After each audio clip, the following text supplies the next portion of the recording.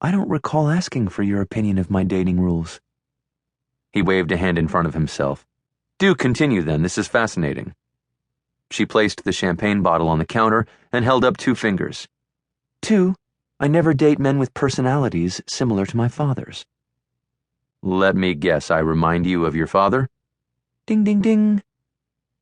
He beamed at her. Tall, charming, irresistible?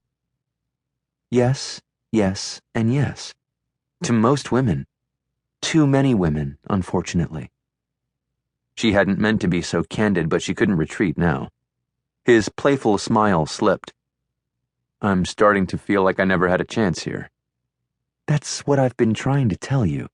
My dad's also egotistical and dismissive of women. That's not me. I'm not surprised you think so. He's delusional too. He pressed his lips into a firm line and clenched his jaw. You think you've got me figured out, don't you?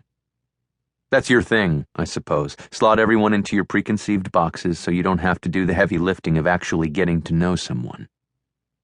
Though he'd hit a nerve, she donned a bored expression and waited for him to continue. Well, I don't date judgmental women, so I guess we'll never know what could have been.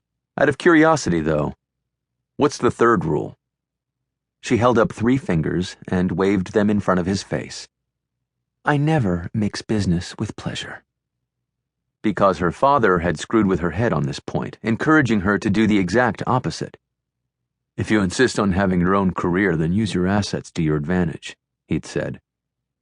Just the kind of advice a young girl always dreamed of getting from her daddy. Men are idiots that way, he'd explained when her face had twisted in disgust. So yeah, the idea of blurring the lines between her personal and professional lives terrified her. The man who'd made a pass at her during her first internship out of college had taught her a related lesson. If she wanted to avoid harassment in the workplace, she would always have to downplay her femininity. Nothing like a work colleague's hand slipping under your skirt to get that point across. What does your no mixing business with pleasure rule have to do with me? Did you forget about the consulting package, Daniel? You're a potential client now. Oh, come on, Mimi. 10 hours of your time hardly qualifies as a long-term client relationship.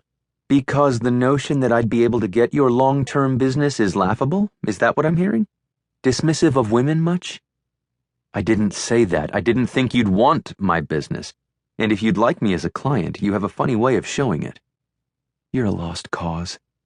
I'll work on the rest of the architects at your firm. He pushed himself off the counter and faced her. Good luck with that. I'm the CEO. If you want our business, you'll have to woo me too. And I have to say, so far you're doing a terrible job.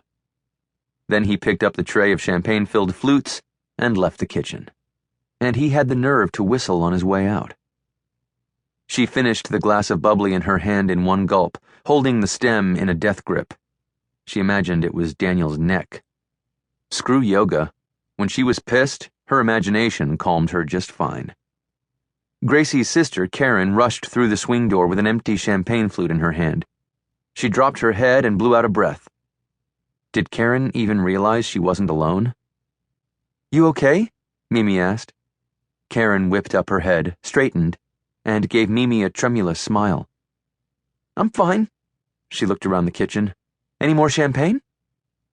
Mimi slid to the left to reveal the 2 bottles on the counter behind her.